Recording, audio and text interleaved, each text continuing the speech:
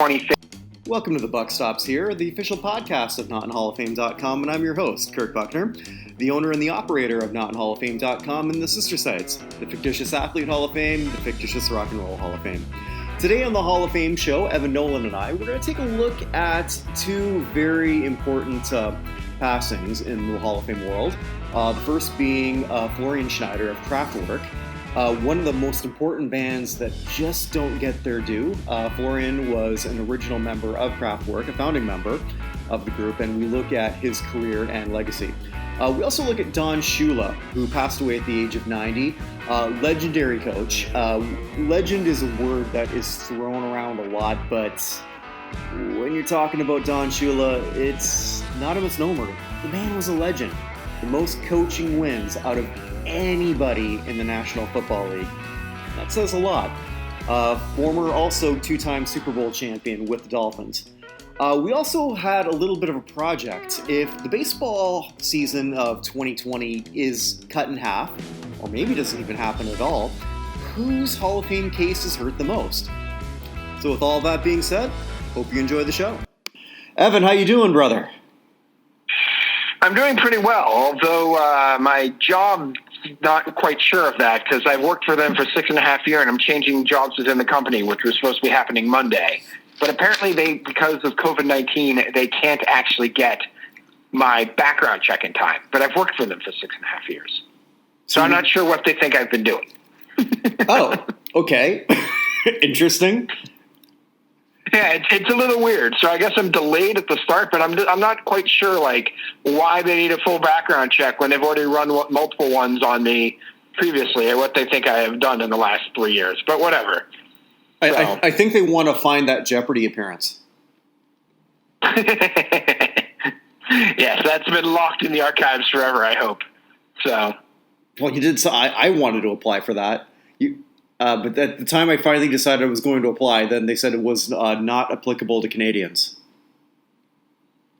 They had a Canadian on there, though, just recently, didn't they? I think they did. I don't know. I haven't watched the show in a long time. All I know is when I went online to do that, it was specifically for Americans, and then it said Canadians cannot apply at that time. Oh, I mean, that's because there can only be one Canadian on the show at a time. No one can show up for that. I'm going to blame Bieber. That's actually just the best thing to do. So, I mean, nobody's really going to disagree with you on that one. That's what I'm going to run with. I would have embarrassed myself anyway.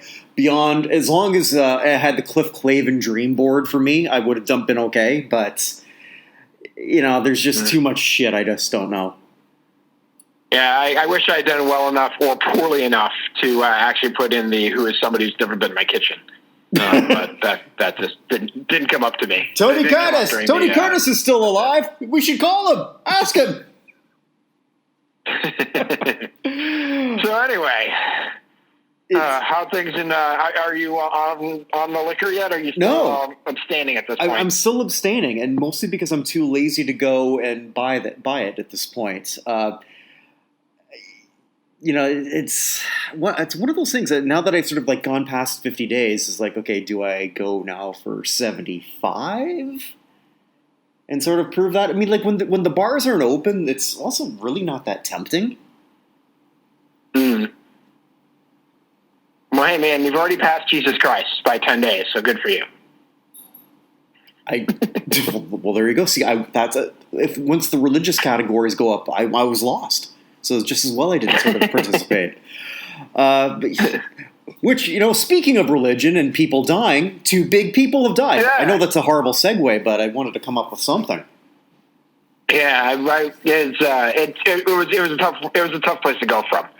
So we had 2 pretty big deaths this week. Before we get to them, though, can I just run through a couple others who are going to get overshadowed that I think we should at least talk about? Yeah, for sure. Go ahead. So I just want to lead off. So we had 3, I guess, less known people who passed away this week. One of whom was Professor Longhair's drummer. I don't know if Alfred Uganda Roberts passed away of lung cancer. at the age of 77. He was New Orleans staple on all those things. But he played mostly with Dr. John, Professor Longhair. I actually so I wanted to just had a bit of a minor heart attack, and I'll tell you why after you finish that bio. Oh, okay. The second one, passing away just today, was Mike Storin, who was the first general manager of the Indiana Pacers and also the last commissioner of the American Basketball Association. A commissioner who is actually not in the Hall of Fame. I know, it's ridiculous to think they exist. But he was also commissioner of the Continental Basketball Association and the American Arena Football League for a while. Oh, okay. So, three-time commissioner, passed away at the age of 84 of lung cancer. But the one I did want to bring up for you, well, actually, another one too. Brian Howe also passed away, who is the lead singer of Bad Company after, I can't think of his name. Paul Rogers. Yeah, after Paul Rogers left. So Brian Howe took over for him. He originally played with Ted Nugent, or Ted Nugent discovered him and he recommended him. And he passed away of a heart attack at age 66. But finally, Sweet Pea, Sweet Pea, I can think of Sweet Pea's last name, Atkinson. Sweet Pea Atkinson was the lead singer of a band called Was Not Was. Do you remember their Yes, I do. Walk the Dinosaur. Walk the Dinosaur, exactly. So Sweet Pea Atkinson passed away at age 72 yesterday. And I knew that was one that, or actually 2 days ago now, I knew that was one that might just slip through the cracks, but I just spent right before we got on here, I was just listening to Walk the Dinosaur for the first time in probably 25 years. And it is as campy and fabulous as I remembered. So. Oh my God, yeah. I just want to sort of like backtrack. When we were talking about the drummer for Professor Longhair, the first interview I ever did for this website was Charles Connor, who was a drummer from New Orleans who once drummed for Professor Longhair when he was 15 years old. Ah, wow. So my first thought was, holy shit, did he just die and I missed it? I actually do not know whether he is still alive. I did see Uganda passing away here, but I was just, yeah. Well, that explains why you were a little freaked out. Yeah, a little bit too. When I spoke with Mr. Connor, I gotta check see if he's still with us because I'd love to talk to him again. He was also his main claim to fame is he was the original drummer for Little Richard. Oh wow! And also later on Sam Cooke, and oh God, I'm blanking right now. But his biggest thing was with Little Richard, and so he did What's that. What's his name again?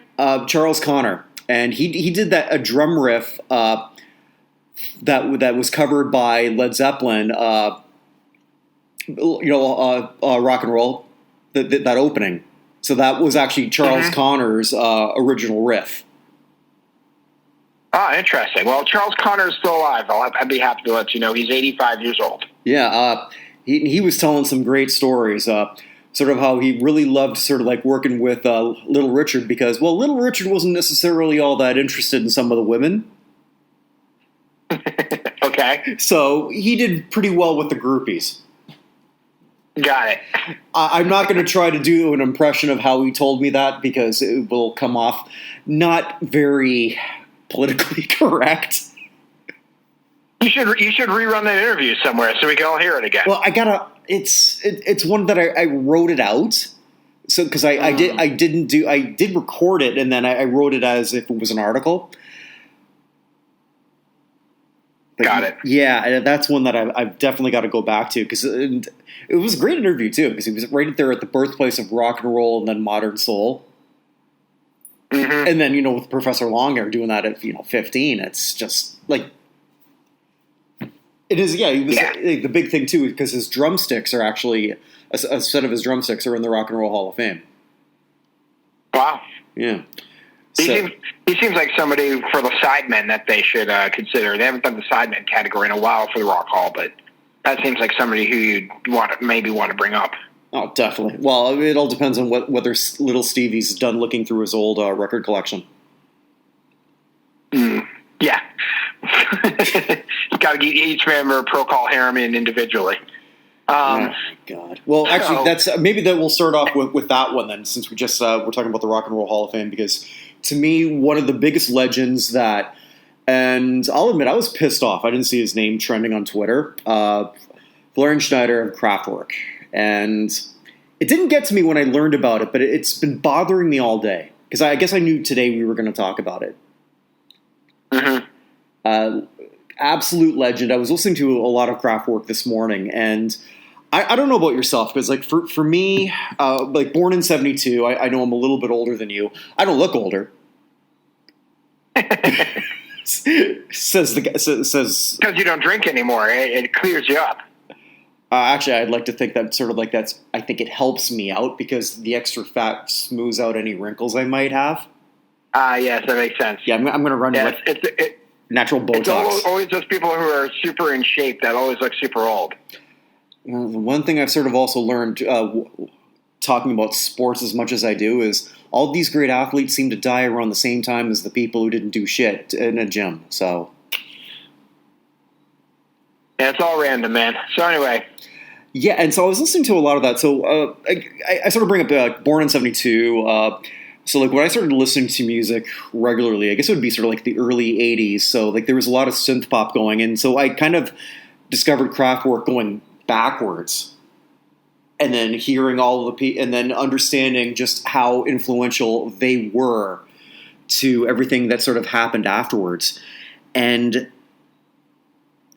just listening to everything that they've ever done, just the way music was to them. I was reading like one of the biographies, or I guess the obituaries rather, and I wish I remembered who it was who said that.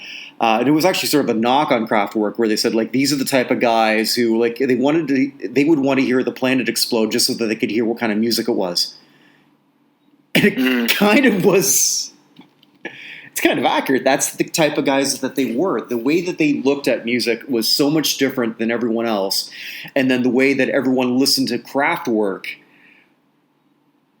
and how they sort of interpreted their music, it's such a blueprint for so much of what we're listening to today.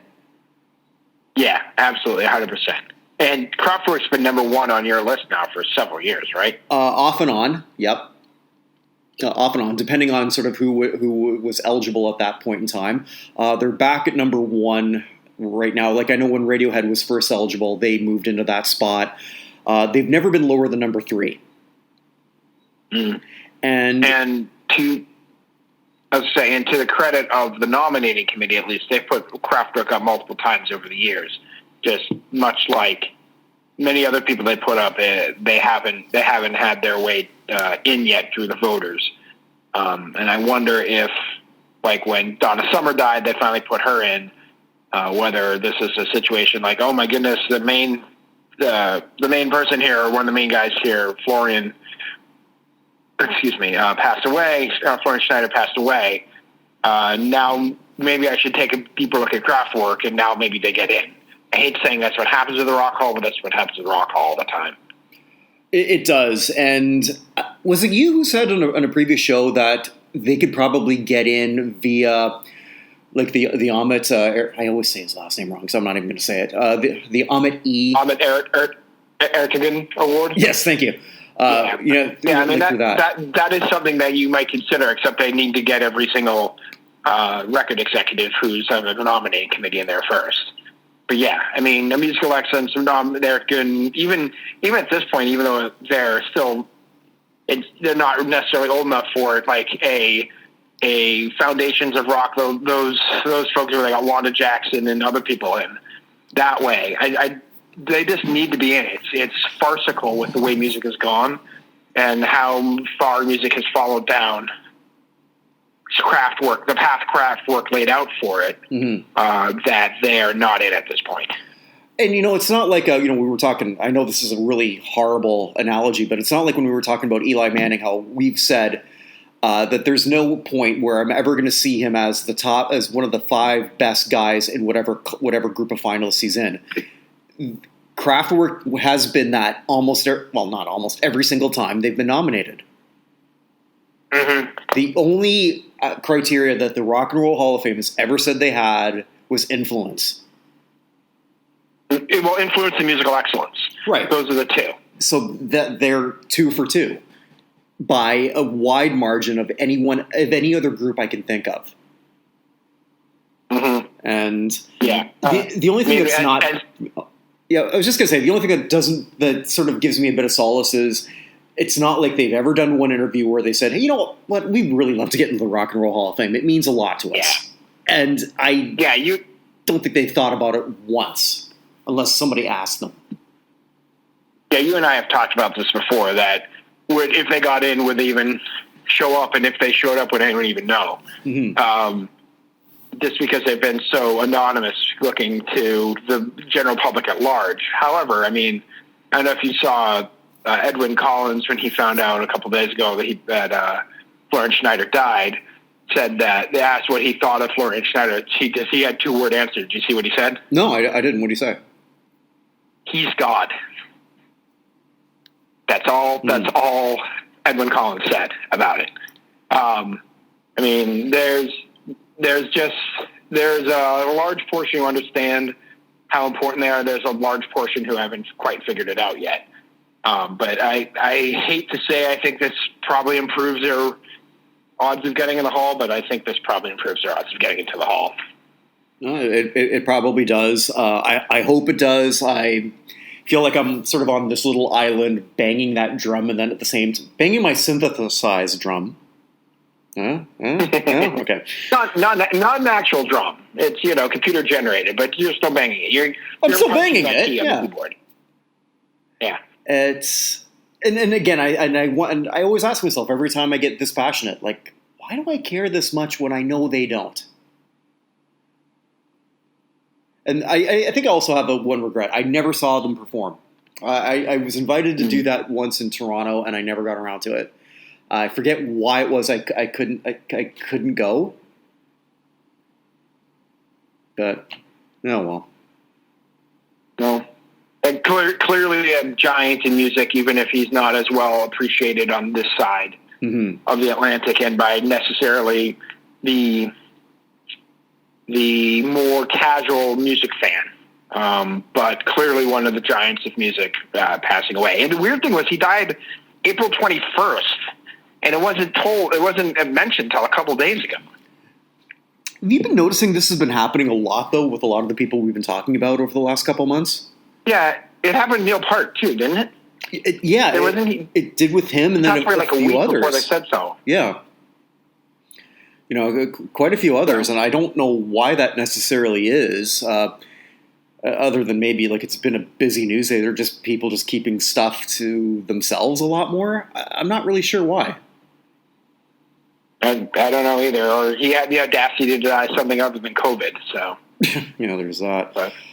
So another bigger legend in some circles, actually, I'd say a far more bigger name. Don Shula passed away at the age of 90, peacefully, I believe, if I read that correctly. Would you put him on the Mount Rushmore of NFL coaches? I don't know how you don't. Yeah. I mean, someone came up with a Mount Rushmore the other day that I saw. I don't remember CBS or whoever for coaches, and they had Don Shula, Bill Belichick, Paul Brown, and who's the fourth? Which was interesting because I would have presumed that Lombardi by default would have been there. But Shula's the all-time leading coach in wins in NFL history. And he's still that by quite a bit. Well, he's 10 ahead of Hallis, right? But he's by quite a bit way out ahead of everybody else. I mean, just think how amazing Belichick has been for the last 20-plus years, and Belichick's still like 60 wins behind it, which is crazy. So he's also the coach of the only team to go undefeated all the way through. Mm-hmm. Yeah, and it's not just what he did with the Dolphins too. Like, coached a lot of very, very good Colts teams. He did. Yeah, he did.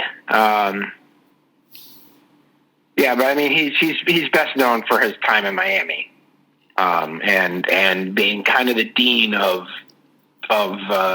coaches for years and years and years here.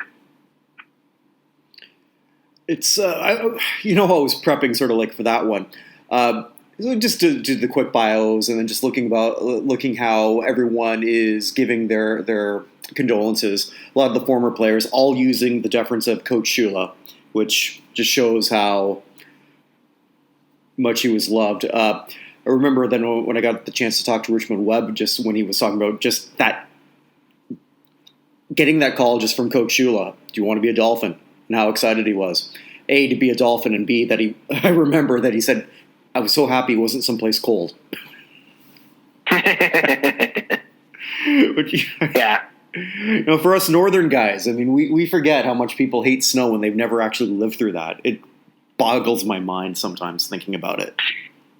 Yeah, that's always one of those things that's interesting to me, like in the playoffs. So like, San Diego doesn't want to go up to New England to play a football game, but like a lot of the guys playing in New England went to the University of Miami and Alabama and Texas. Like, they're not used to cold stuff either.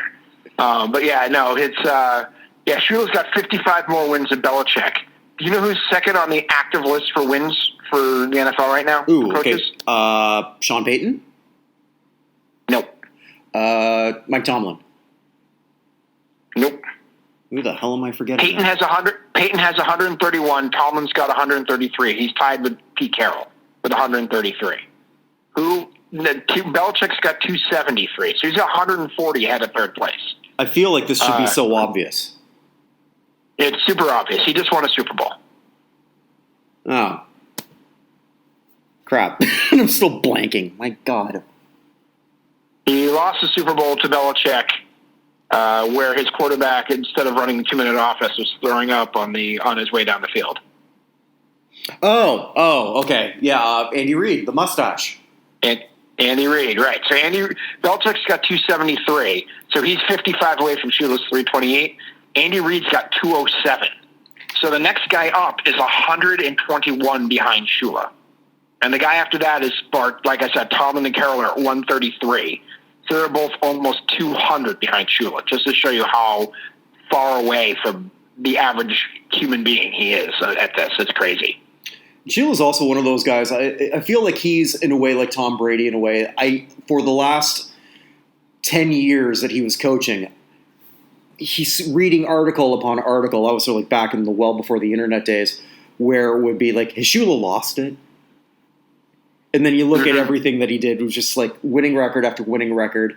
And yeah, near the end, you're just going up against a lot of great Bills teams in that division. So that was pretty hard to do. I was actually rewatching that clip from Ace Ventura: Pet Detective, where Don Shula was convincing as Don Shula. Did a great job feeling, looking all surprised, wondering why someone's grabbing his hand while he was just happening to be wearing his Dolphins polo shirt or golf shirt while dropping off some mail. I would think that he'd have an assistant for that. You'd think. I was just shocked he never was in a Hootie and the Blowfish music video. So, I think now if you try to show that movie to any millennial, the first thing they're going to think of is there's no way that Snowflake would be the halftime show. Which is actually the first thing that I think of when I'm a 40-something. There's no way. How are they going to market Snowflake over J-Lo? I don't see it happening. Hey, Up With People was a halftime show for a very long time, so the standards were different back then. That was true. I guess that would make Miami the first team that really hosted the Super Bowl and won it. I'm assuming Miami went on to win that game. You'd figure. I don't know. Who was their opponent in that? Did they even acknowledge who their opponent was? Why do I know this? It's been a long time since I've seen that movie. I don't even remember. What a tangent I just went on. But yeah, yes. Yeah, Pro Football Hall of Famer, Shula, rightfully so. I guess the last time that most of us saw him would have been at the NFL 100th anniversary, because he was out there for that when in the pre-Super Bowl. And I do remember thinking, yeah, he was in a wheelchair then, if I remember correctly. Yeah, he's been in a wheelchair last year or so, every time I've seen pictures of him. So, but I mean, even guys like Larry Zonka came on and said that he just was shocked that Shula passed away. He said he was in a wheelchair, but he seemed he's really still with it and strong, and just he presumed he's just going to live to 100 because he's Coach Shula. So there are just some people in life that you just think will live forever. I know for me, when I was a kid, the first sports figure I felt that way about, probably a guy you've never even heard of, a guy named Harold Ballard, who was the owner of the Toronto Maple Leafs, and the reason that I grew up in Toronto and I'm not a Leaf fan. Yeah, I feel that way about Jeremy Jacobs. Yeah. So, just this old, cantankerous owner who clearly is out of touch, had no idea about anything. He was the guy who, he was so anti-European, even though he had a couple Swedish players, a great Börje Salming, I think was the first Swedish player to get into the Hockey Hall of Fame, but just anti-everything, just a complete moron. And I remember as a kid, it's okay, well, if the owner doesn't care about the team, why the hell should I? Mm-hmm. And so, yeah, hate the Leafs to this day, even though ownership is long since passed. Well, that's all it takes sometimes. Mm-hmm. So we had a topic that we came. So I gave you homework, and I think you've exceeded. Yeah, you've exceeded what I came up with. I have a feeling, which was to come up with if the baseball season, assuming that that's going to be a half season or any season at all, we don't even know. Who's going to be hurt the most? And we sort of talked a bit about not someone who we thought would be hurt the most, because we both agree that he's going to get in with Miguel Cabrera, but probably going to be robbed of that chance of the 500 home run, 3,000 hit club, which is pretty rare. I asked you this right before I came on, because we both agree Cabrera is the first ballot Hall of Famer. But I asked you before we came on if baseball never played another game again, which I think is Rob Manfred's goal. But anyway, if baseball never played another game again, and season ended today, and nobody ever, it ended now, and nobody ever got to another run, anything like that, how many first ballot Hall of Famers are currently playing? Their career, not guys who might become first ballot Hall of Famers. There's a chance Mookie Betts could be a first ballot Hall of Famer at some point if he keeps it up, right? But Mookie Betts' career to this point is not Hall of Fame worthy. So how many first ballot Hall of Famers do we actually have in baseball right now? And I think we came up with, 6? Yeah, 6. Is that it? Yeah, 6, and then one guy I would vote first ballot right now, but I think I'm a little bit biased. So yeah, we came up with Trout, Cabrera, Pujols, Kershaw, Verlander. Thank you. And there was only 5, and you had the 6.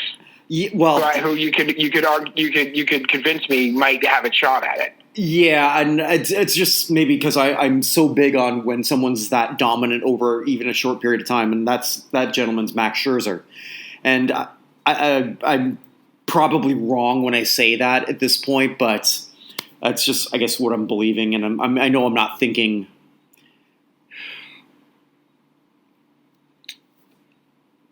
I'm not wording myself properly, but you know what I mean.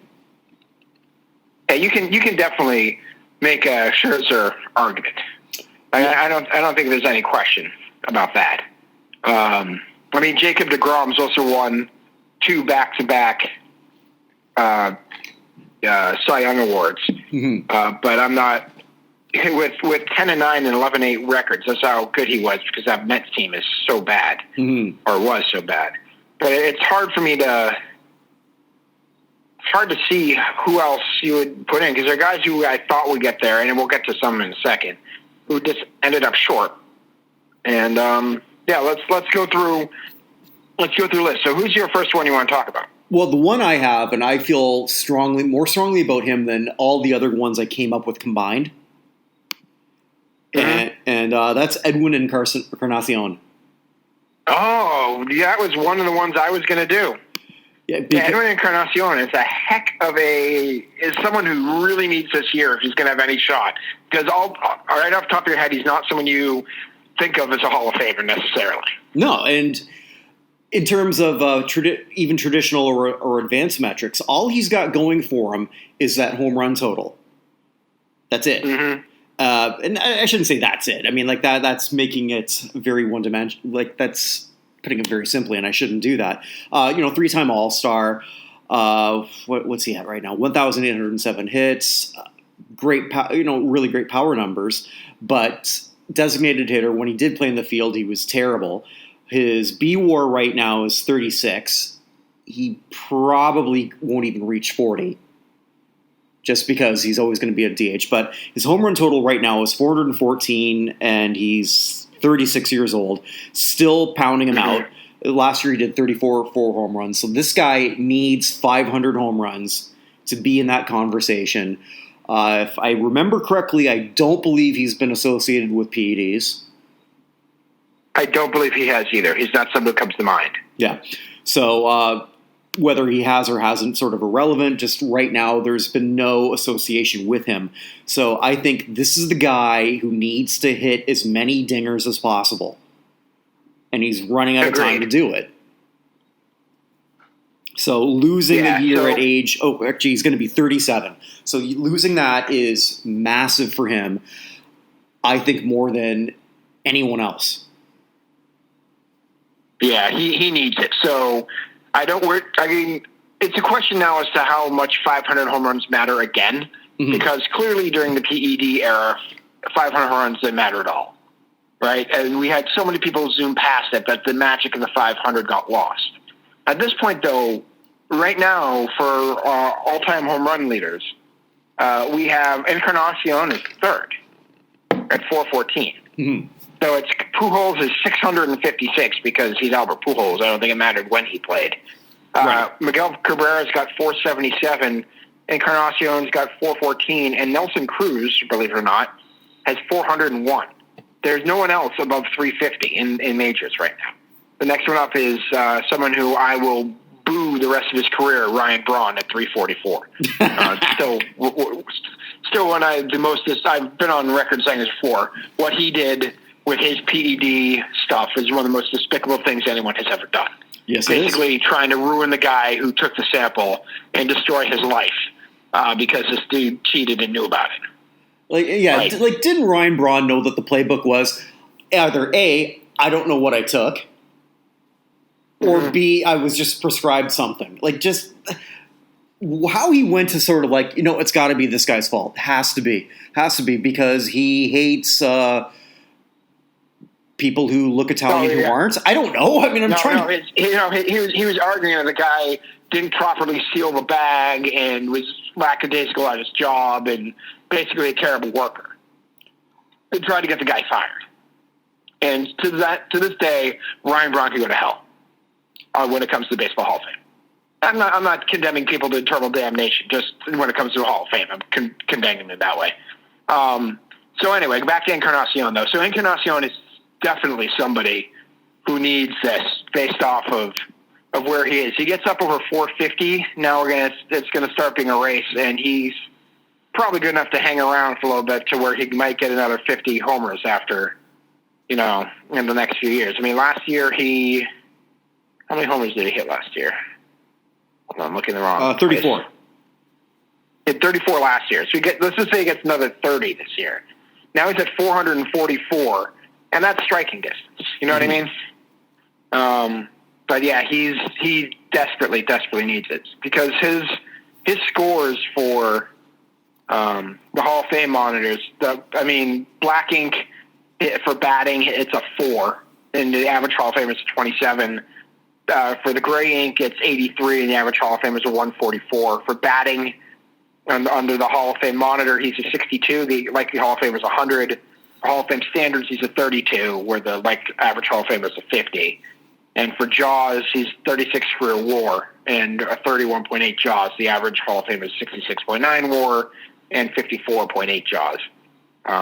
So he's 59th greatest first baseman according to WAR, or according to Jaws in MLB history. So without that 500, he really doesn't have much of a shot. So they have him listed as a first baseman? For Jaws? They do. Interesting. Okay. Yeah, they do. Yeah, because he's actually played more games at third. Yeah, they have him listed as a first baseman. So his similarity scores, by the way, for batters through age 36 are not bad. They're Mark Teixeira, Jose Canseco, Willie Stargell, who's a Hall of Famer, Gil Hodges, who's the line as to whether or not you get in the Hall of Fame or not, essentially, Jack Clark, Frank Howard, Paul Konerko, Joe Carter, Fred McGriff, Willie McCovey, who's a Hall of Famer. So that's not terrible company to be in. It's just he's the 8 of those 10 guys on the outside Hall of Fame. Although I think McGriff is getting in. But yes, so I mean, 7 of those guys are not getting in. It's not the right place to be. He needs 500 homers. Yeah, so like that was the one that for me struck out the most, mainly because of that magic little number. Because I still want to feel that there are magical numbers in baseball. 500 home runs still means a lot to me personally. 3,000 hits. Those are the two magic numbers. It's funny, we're talking about Pujols. I thought that actually, this might sound so weird, if the season sort of gets ripped away in half, that might actually help him in terms of magic numbers if you want to consider 100 a B-WAR number, like a magical number, because he's been up and over that number. And he could easily have such a bad year because he's at 100.8. Like 2 years ago, he had a negative 1.8 B-WAR. Yeah, that could definitely hurt him. Yeah, so, I know that's not going to make in terms of his overall standing, but he's not. Pujols is don't even think about it, first ballot vote. So. Oh, definitely. But it was just one of those things that I kind of found sort of interesting, and that's why I as much as I believe in advanced statistics, it'll never feel magical because there's not going to be something right there on the scoreboard that says, okay, he's just now hit 100 in B-WAR. Mm-hmm. It'll never happen. It's just, right. Yeah. Nobody cares. Right. Yeah. So that was the one that I wanted to talk about more than really everyone else combined. Okay. Well, he was on my list as well. So that's a good person to start with. All right, so can I give you 2 based off of the other important number there? Sure. Which is the 3,000 hits. Mm-hmm. So, number 1 in hits is also Pujols right now with 3,202. You talked about Cabrera last week at 2,815. Well, yes. I want to get to number 3 in the active hits list in a second because I think he's a separate case. But I want to go to number 4 on that hits list. With 2,355 hits is Nick Marchakis. Ooh, that's a good one. So Marchakis is 35. He just signed a 1-year deal with the Braves for $4 million in the offseason, so he's going to be coming back. He's an interesting person to be in here because I believe, let me just double check this before I say what I think I'm going to say because I read this earlier in the week. He has 2 Gold Gloves. He finished 6th in the Rookie year voting, but he's only been an All-Star once in his entire career, and that was in 2018. Jeez. And one-time All-Stars do not often find their way into the Hall of Fame. The only ones that do are when the All-Star games didn't exist. Right. So he had 118 hits last year, which was the lowest of his entire career. He also only played 116 games, which was also his lowest of his entire career. So he averages essentially close enough. If I'm looking at this over his career, it's about 165 hits a year. Probably a little higher than that, but 165, 170 hits a year. If he gets another 150, now we're in the 2,500 hits, and now the count is on. Mm-hmm. If you know what I mean. So him missing out on this year, I don't know how much longer Marchakis is going to play. I don't know how much longer Marchakis is going to be an everyday player, particularly in the National League. There's no DH, although I don't know if you DH in the American League anyway, because he doesn't have enough power to do so. But he's somebody who, if he has any shot, needs another 150 hits this year. And because he's going to be entirely counting on his 3,000 hits number to get in. So that's my first one. Any thoughts on Marchakis before I move to the other guy who's a little bit further down the list? No, that's actually someone I didn't have and I should have. It's weird because like growing up, Baltimore did not feel like a baseball purgatory, but it sure does now, doesn't it? Yeah, it was. I mean, I used to go to school in Washington D.C. and I lived in D.C. In 2007 through 2010. I think I've told people before, I was a partial season ticket holder for the Washington Nationals at one point. But my brother-in-law came to visit us in D.C. and he wanted to go to the Nationals game. No problem, we had the tickets. But we also wanted to go to an Orioles game. It was the Orioles-Tigers game. We walked up 15 minutes before the game, bought $50 seats 3 rows behind the first base dugout, and there was nobody there. Oh, my God. And, I should have caught a foul ball, except for the fact that I insist on keeping score at every game I'm at. It actually bounced off my scorecard into a guy visiting from Guatemala at his first baseball game. So I felt better. I didn't feel so bad about that. Because I already had my Rob Gear ball, as I brought up before. But yeah, I mean, the Orioles and with Ripken were great. They were great through the Jeffrey Meyer situation. They made the ALCS not even 5 years ago, right? Against the Royals. Was it the Royals series? Yeah, about that. Oh. And then just ever since that time, they've been, I know it's only been, I think you're right, like only 5 years ago when they last made the playoffs, but still, it just feels like so much longer. It just feels like their last good, consistent player was Mike Devereaux. Like it's been a long time for the Orioles to feel useful. But yeah, I mean that's probably part of the reason Marchakis never got elected anywhere, because he's consistently great. He's getting 175 to 190 hits every year, but he's playing in Baltimore. Nobody saw him. Mm-hmm. So anyway, so the second one, who's a little bit further down the list and is a younger person, but I think needs us to get there, is a shortstop, Elvis Andrus. That's a good one. So Andrus. Yeah, so Andrus has 1,700 career hits, and again, this is a can we get in? Can you get in the Hall based off of the hits? Because he's only been a 2-time All-Star and has been an All-Star since he was 23 in 2012. Played his entire career in Texas, 1,723 hits, career batting average of 275, so not great. He was second in Rookie of the Year his first year and doesn't have any Gold Gloves, anything like that. But like I said, he has 1,700 hits. He's 11 years in the league, and he is 30 years old. Mm-hmm. So if he can he's already more than halfway there. Say he has 6 to 7 more years. He needs this. He needs another 100 to 150. He needs another 150 hits. Essentially this year, get him in the 2,000 range as a 31-year-old, and now he's really making a run at 3,000. Because I think that is the only way Elvis Andrus is getting it. Yeah, I think that's a really good one. Also, it'd be nice to see an Elvis in the Hall of Fame. I don't know why. Well, at least this Hall of Fame. The Rock and Roll's got 2. So. Well, they got to spread the love of Elvi. We need more Elvis in the world. I just love the name Elvis, not because of Presley. Just love the name Elvis. That's why you liked it when I called the Patriots logo the flying Elvi. I do. When the Patriots come out with that thing. I do. It looks like Elvis with a weird hat.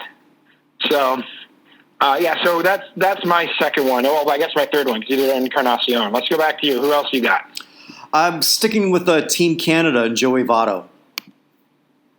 Yeah, Votto's somebody else I have on my list too. Yeah, go give the Votto one. Well, with the Votto, it's his best days are past. Although he did have a nice little All-Star comeback year in 2018, winning the on-base percentage. No, that was actually his seventh time he's led the league in on-base percentage. So he's got that darling thing that people are looking more at on-base percentage than batting average. Certainly a lot different than when I was a kid. It was one of those things at the back of a baseball card. I never gave a crap about on-base percentage, and now that's all I look at. Go figure. But he's got the former MVP. I think there's a case already there, but he's 36 now. He's got to add as much stuff as possible. It's hard to get into the Baseball Hall of Fame if you're under 2,000 hits. Mm-hmm. He's going to get past that, 1,866, but he's just now he's in that stage where he's got a pad. Yeah, he's under 2,000 hits and under 300 homers. Right. And under 1,000 RBIs. Like, he's just under all three of those things. He's got 1,866 hits He's got 284 homers and 944 RBI. It's entirely possible he can, with a good year, could pass all three of those this season. Yeah, very well could. And hits are always going to be a problem for him because he's got that great batting eye. Right. But he had 100. He had 137 last year and 143 the year before. He only needs another 134. Mm-hmm. So if he did what he did last year, he's over 2,000 hits. Yeah, so like Votto is going to be one of those names I have a feeling that's going to be debated for a long time. And I think eventually he's going to get into the Baseball Hall of Fame because of some of the advanced stats that he has. But he also is in that dangerous Bobby Abreu territory also. Yeah. Yeah, so they have him as the 14th greatest first baseman. And just using JAWS, he's a 62 career WAR. Average Hall of Famer is 66.9, so he's right below there. His peak WAR is above where the average Hall of Famer is, and his JAWS score is 54.4, and the average Hall of Famer is 54.8. So he's like right there. He's a six-time All-Star. He, like you said, he won the MVP. He finished second back in 2013. No, I'm going to say 2013, 2017 as a 33-year-old. I got his age and everything else combined. It messed up. Finished third in 2015, seventh in 2016, sixth in 2013. Like he's consistently up there. He finished second Rookie of the Year. He's won a Gold Glove. I mean, he feels like a Hall of Famer, whereas Marchakis doesn't necessarily feel like a Hall of Famer. Andrus doesn't feel like a Hall of Famer. But Votto feels like he might be a Hall of Famer. And I think that's going to help him because he's consistently been in the discussion as one of the best players in his league. Yeah, and I think also, too, why I looked at him is his 2018 to 2019 drop-off is pretty significant, especially in his calling card of OBP, not OPP. Yeah, you know me. So going from 417 to 357. So, like, that's something that is a little bit alarming, I feel. And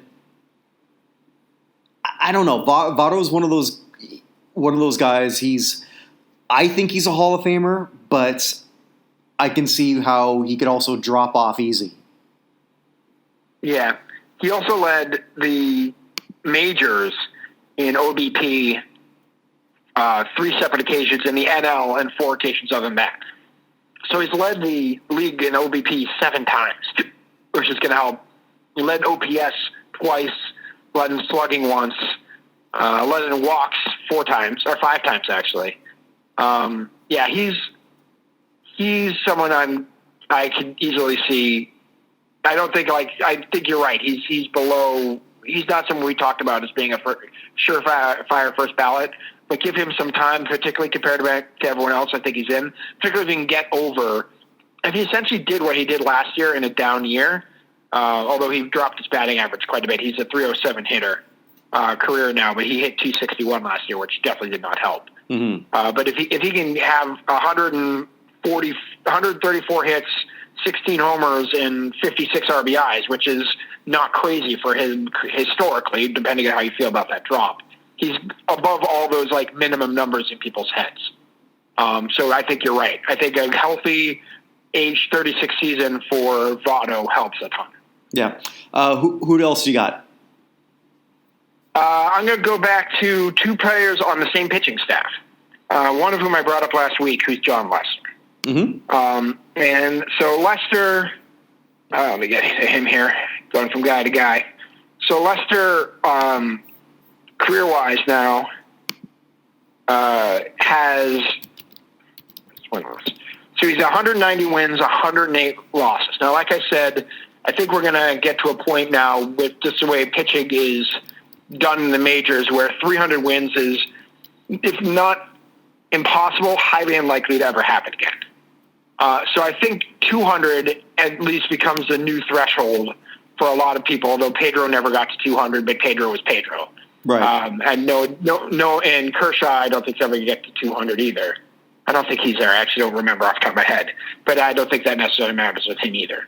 But Lester is more of a bulldog who is a better postseason player than he is a regular season player, which is kind of crazy when you think about it. And he's a significantly better postseason player. And he's got 3 rings, 2 with the Red Sox, 1 with the Cubs. But getting up over 200 wins is important, I think, for him to bolster his case. So right now he's at 190. Strikeouts, he's at 2,355. So he had 165 last year. Just getting another 145 gets him up over 2,500 strikeouts in his career. Entirely doable. And he's 5-time All-Star. He hasn't won a Cy Young, but he's finished in the top 10 4 times, including finishing second back in 2016 when the Cubs won the World Series. To Arrieta, his teammate, actually. So I think that a season here for a healthy Lester gets him over the minimum requirements that he's going to need, that his postseason performance is going to carry him through. Mm-hmm. Do you want to go to your next one, or should we talk a little bit more about Lester? Yeah, sure. So, I mean, if you want to talk more about Lester, that's fine. Yeah. What do you think? Yeah, just one thing I sort of want to add, and that's and I know I've said this before, just my pet peeve when people, be it writers, really anybody, talks about the Baseball Hall of Fame. I get that, as in quoting Bill Simmons, that baseball is an individual sport masked in a team sport. Having said that, playoff performance matters, and it should, and so often people don't talk about it unless maybe there's an agenda. They talk about it a lot with Sammy Sosa's clutch performance or lack thereof. A-Rod, same thing, but they don't talk about it. And they should with John Lester. And guaranteed, when people talk about that, there's not going to be enough focus on playoff performance. That's sort of why I've sort of been anti Billy Wagner, whose playoff performance is just the utter shit. Right. And why the groundswell behind people who didn't understand why Jack Morris was getting in. He was a hell of a performer in the playoffs, at least as far as everyone remembered. And it a long was. time to get in. And that was a big catalyst for me. And I get why a lot of people, like the big sabermeticians, or in advanced stats, why they would point at Morris and say, yeah, he's overrated. Okay, but when it mattered the most, he was there. And that does matter. And I think that's something that really should be looked at guys like John Lester. So that's just the one thing I really wanted to add, because that's something that has always bothered me a lot. Even when they talked about Mariano Rivera, his stats were just so sick. And they were even sicker in his postseason. Right, which is part of the reason, other than the fact the Red Sox broke the 86-year curse. For the fact that they started that 4 down 3-0 comeback off of Mariano Rivera makes the whole thing even more improbable and magical. Because Rivera was absolutely terrifying for a large portion of my 20s. So, so Lester's, if you look at the advanced metrics, it's not good for him getting in, other than Hall of Fame Monitor. Hall of Fame Monitor likes him as a 96, and likely Hall of Fame was 100 under them. But under Jaws, the average Hall of Fame pitcher is a 73.3 career WAR. He's at 44.8. They list him as 151st best starting pitcher of all time. So I think getting over those other numbers is going to have to help for the overly statistically minded individuals who might be taking over by the time he's actually up there to be voted in. Mm-hmm. So the second one, do you know who the other member of his pitching staff I'm going to talk about is? Let me know. It's Cole Hamels. Yeah, I figured. So Cole Hamels is 163 at 121 in his career. He's got 2,558 strikeouts, so he's over that 2,500 mark. He's been an all-star 4 times. Finished at the top. He's never finished higher than 5th at Hall of Fame in Cy Young voting, but he's finished 6th twice, 5th once, and 8th once. He was the postseason MVP in 2008 of both the NLCS and the World Series for the Phillies back when he was 24 years old. Remember the year that the Tampa Bay Rays made the World Series? I think they were still Devil Rays at that point. But he is somebody who needs another full year of being really, really good to get there. he actually has a higher career WAR than Lester. He's got a 59.5, where Lester was at like 48.4. I just had it, but I didn't remember it. Their similarity scores are very, very close. But like Blacking has him as a 1 when the average Hall of Famer is a 40. So he needs just to keep compiling stats. If he gets over 3,000 strikeouts, if he can get up to 200 wins, just like we said with Lester, I think it's going to make a bigger difference, because Hamill's has had the history in the playoffs as well, but Lester has been there more often, and we've seen him there more often. That's going to help him more. But Hamill's is somebody who needs a couple more years here of really good pitching in order to even enter the conversation. Mm-hmm. No, I like that one. I like Hamill's a lot, but I do agree he just needs to compile. I have a pitcher, and I wonder if I only have one pitcher actually. Originally, I had Zach Greinke on it, and then I just sort of took him off because I don't know that he's done enough, but I don't know that he's going to be hurt as much. Just so you know that Zach Greinke. And active players with WAR, Pujols is as number 1 by far at 100.8. Mike Trout second at 72.8. Verlander's third at 71.6. Greinke is fourth at 71. Then Miguel Cabrera. So he's ahead of Miguel Cabrera based off of WAR. Yeah, and Lester's at a 4.8. Hamill's at a 59.5. Greinke's 71. Yeah, and that's sort of why I took him off, because I thought, okay, you know what. He's got a lot of this other things. And actually, I'm reworking. Here's another useless thing. We're reworking the top 50 Arizona Diamondbacks, just based on the last 2 years, because it was last updated at the end of 2017. And then when I'm looking at the top 50 in WAR, just for batters, all time of the Diamondbacks, Greinke's on that list. Wow. Is Micah Owings on that list? I believe not. But just one of those things. I mean, I think everyone knows that Greinke's a really good batter, but it's forgotten how good a batter he really is. Mm-hmm. Yeah. But Greinke has a Cy Young. He's 6-time All-Star. He's got 6 Gold Gloves. He has 2 Silver Sluggers. And he's finished in the top 10 of MVP voting as a pitcher. He finished second in 2015 for Cy Young and finished in the top 10 in MVP awards. Mm-hmm. He's got the 205 wins, so he's over that threshold we just talked about. He's got 2,622 strikeouts, so he's over the 2,500 threshold. So yeah, I think Greinke is somebody else who I don't necessarily think of as a Hall of Famer. But then again, he's played mostly in Kansas City and Arizona, and I guess he played with the Dodgers too, but like he's played in places where he's not necessarily as seen. Played in Milwaukee, but yeah, Greinke's another guy who he gets up into the 230, 240 wins total. Again, wins are stupid, and we've all determined, but that's still something that old guys look at. Mm-hmm. Now he's got a real argument for getting in. So, but I mean, that's still 35 wins away, and he's 35 years old. So who knows? Well, this is the youngest guy I've got, and just I kind of consider this my wild card. And considering what he accomplished last year, this will probably be a little surprising, but I got Steven Strasburg. Okay. And give me your argument. Okay, so it's a pitcher who just feels like forever he's been on a pitch count, but he's 30 now, or I guess he'll be 31 for this year.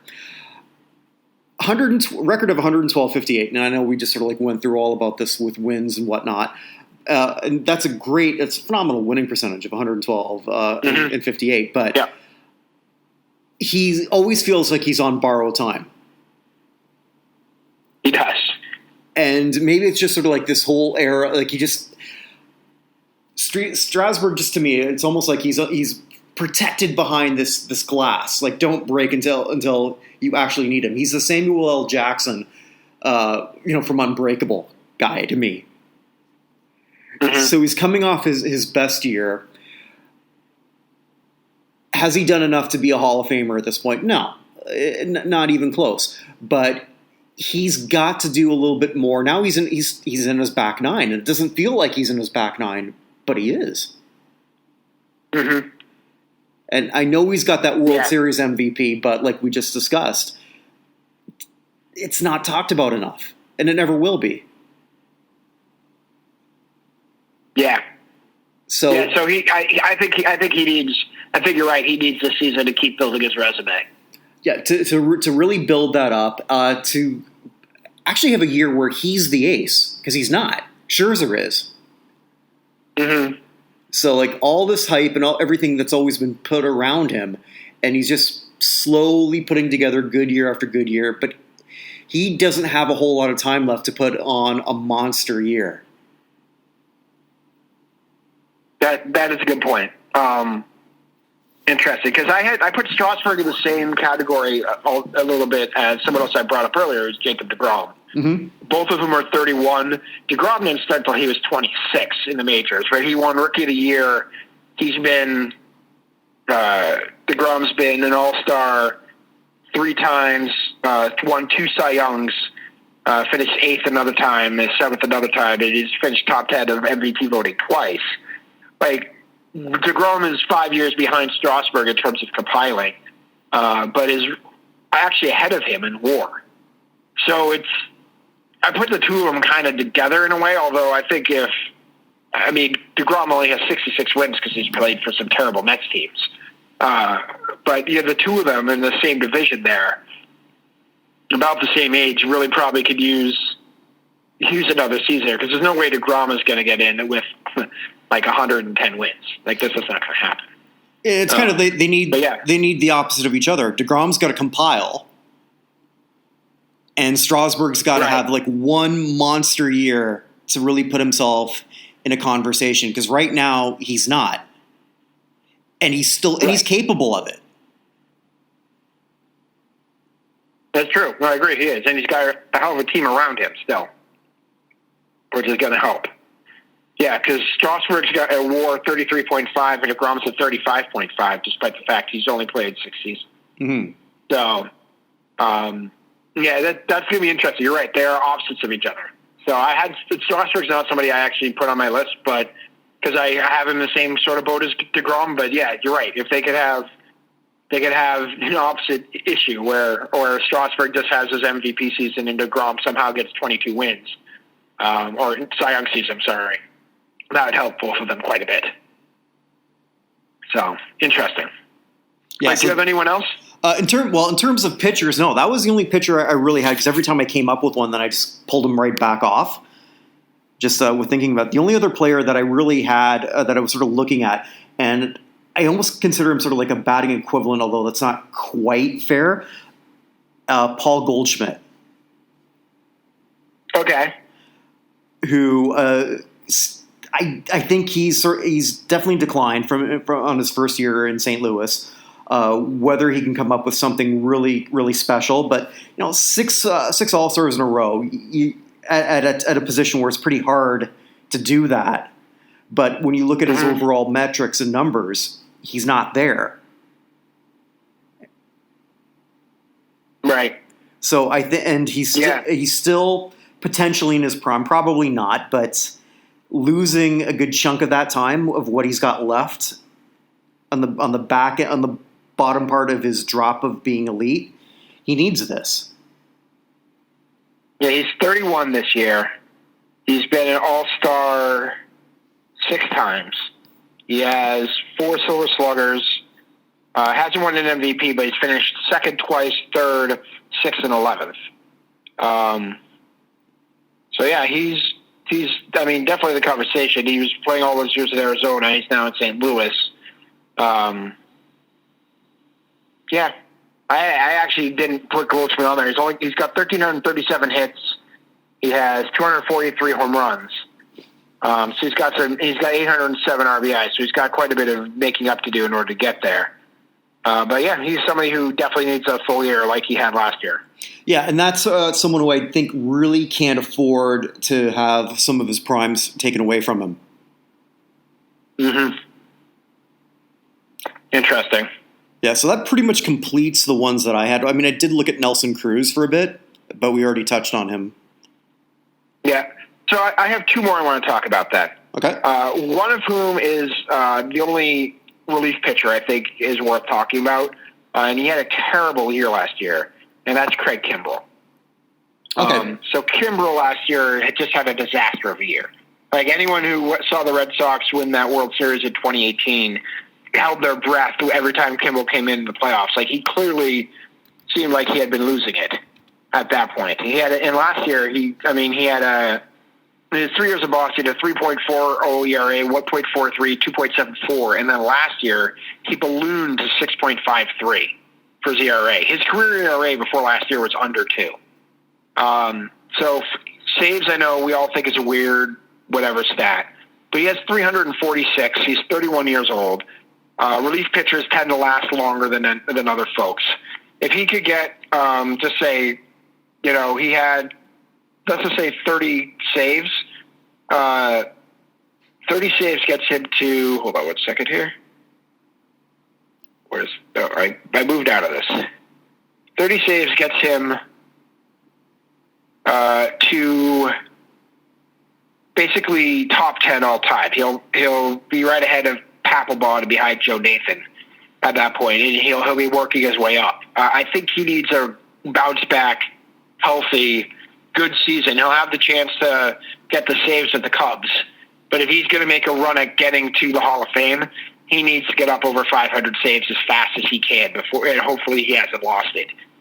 Because he was someone who was, when they were talking about the World Series, he was somebody they were talking about as a potential future Hall of Famer at that point, but that was before he threw a 13-season, 0 wins, 13 saves, and 6.40 ERA season in with the Cubs team that really helped torpedo their season last year. So he's the only reliever I think is worth talking about. And you obviously agree because he only had one pitcher altogether. And the last one I want to talk about is someone who has had a PED issue and sort of took his lumps over it. Hold on one second. Let me get his stats in front of me because I've been all over the places everywhere we're talking about here. And that's Robbie Cano. Mm-hmm. Yeah, I was looking at him too. Yeah, so Robinson Cano he was second rookie of the year. He's got 5 Silver Sluggers, 8 All-Star games. He's finished the top 10 of All-Star of MVP voting 6 times in his career. He has 2,570 hits, batting average over 300, 324 homers, 1,272 in RBIs. Last year was his first in the Mets.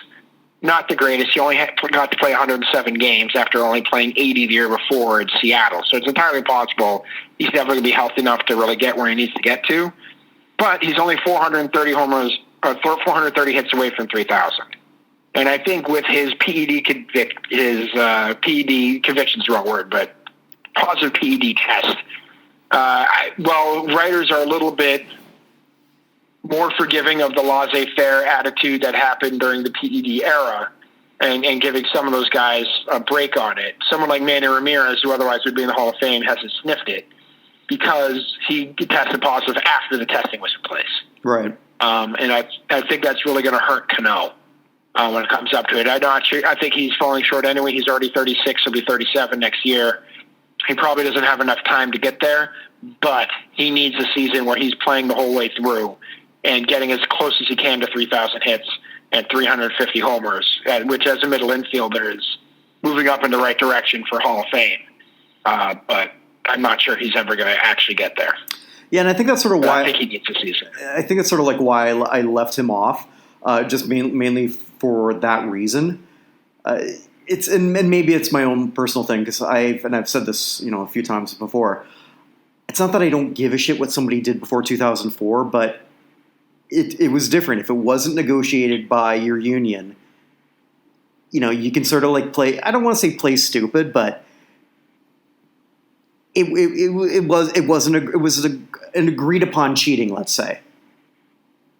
Right, and as I said before, as soon as you have Bud Selig in there and Joe Torre and Bobby Cox and Tony La Russa, who all had PE guys on their team, how can you have the guys managing the team and running the league at the time in and the players not? It doesn't make any sense. No, and absolutely. But for me, that line of demarcation is that 2004 season afterwards. And Manny Ramirez, I know we're talking about a different player, but like that one is, it's got to be harder for you though as a Red Sox fan when that name comes up. I mean, Manny was absolutely one of my favorite players, an absolute beast. He went to the Dodgers, became crazy a little bit. His Manny being Manny really went nuts at that point. But yeah, I mean, even as a Red Sox fan, though, I could draw the line. Like, we would never have won the 2004 World Series without him. There's just no argument there. We wouldn't have won 2007 World Series without him either. But he tested positive after there was testing in place. Twice. Sorry. Twice, yeah. One for an anti-pregnancy or pregnancy drug or something along those lines. There's like 0% chance there's anything he would have taken legally that would have been in there. You know what I mean? Now I'm picturing now Manny Ramirez on the Maury Povich show. You are not the father, but I tested positive. Oh, Manny. Yeah, I love Manny Ramirez, but I completely understand his being kept out of the Hall of Fame. And you're not going to find, as much as we all love Manny in Boston, that and his throwing down to the traveling secretary, Jack, I can't think of his last name. Just an asshole move. Yeah. Yeah, like he threw him to the ground in like the back of Fenway, which is really the last straw that got him traded out of there. It's, as a Red Sox fan, he was one of the greatest players I've ever seen, possibly the most beautiful swing ever for any player who ever played for the Red Sox. But I can understand that with the demarcation line. Mm-hmm. Is there anyone else you got? That was enough, wasn't it? We went through like 16 players. Yeah, we did. Yeah, that's pretty much ends it for me. And we figured out the perfect way to end the show. Okay. Well, we talked about that. It's like, who is the greatest Disney villain of all time?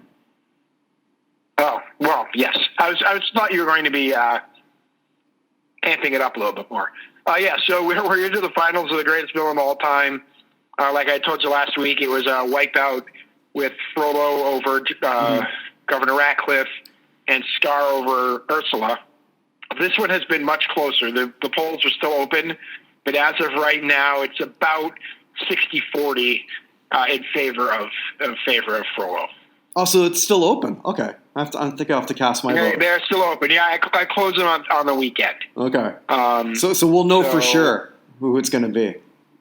We'll know for sure. Yeah, as one of the people who voted for Frollo said in his comment underneath, and I think I've said this before, in Frollo's first scene, he kills a mom and tries to throw her baby down a well.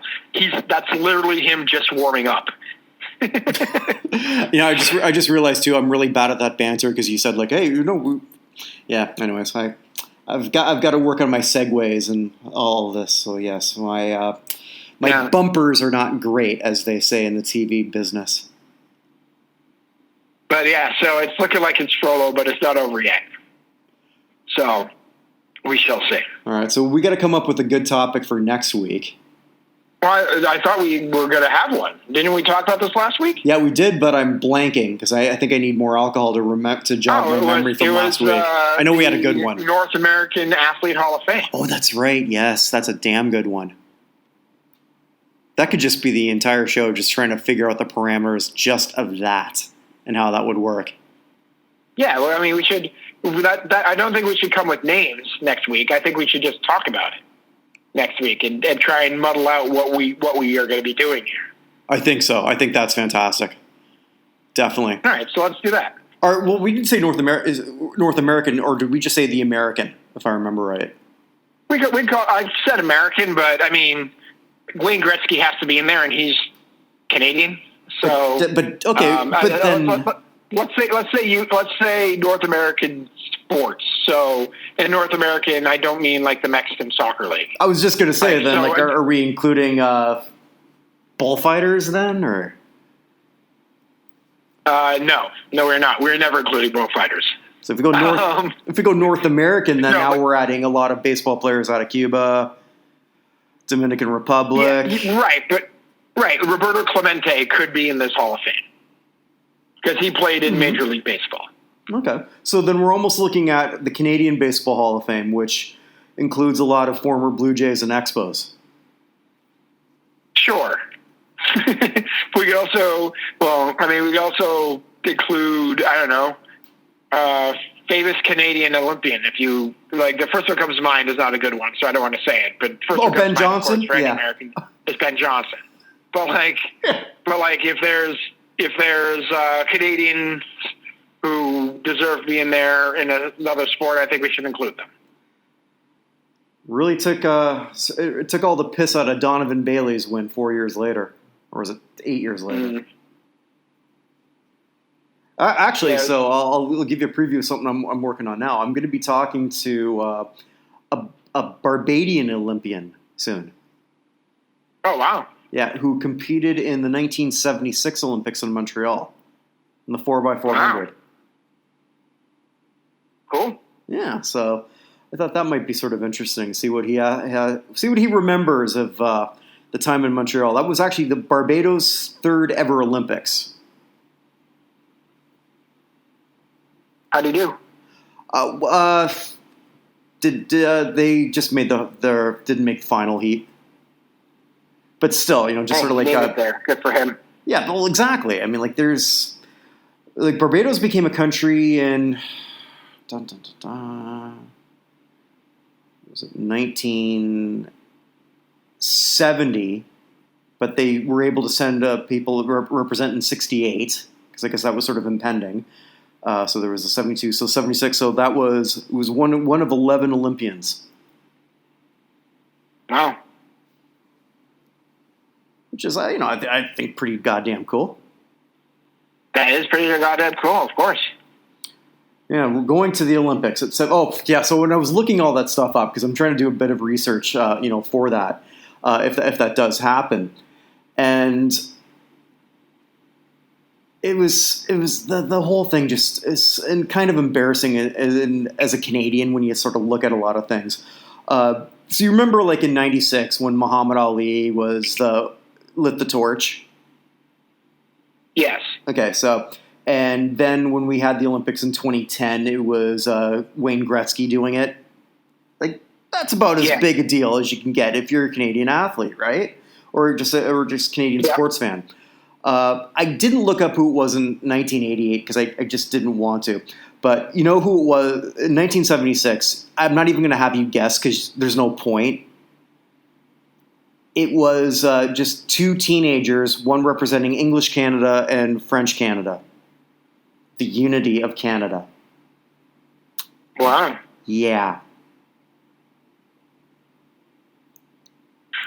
Was up with people playing in the background? It was very up with people, in a way, because apparently that was also, this is according to Wikipedia, and I can't find the 76 Olympics on YouTube.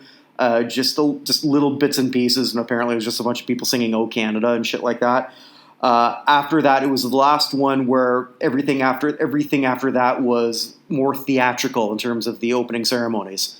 So it was kind of up with people, inspired, okay, we're not going to do this shit ever again.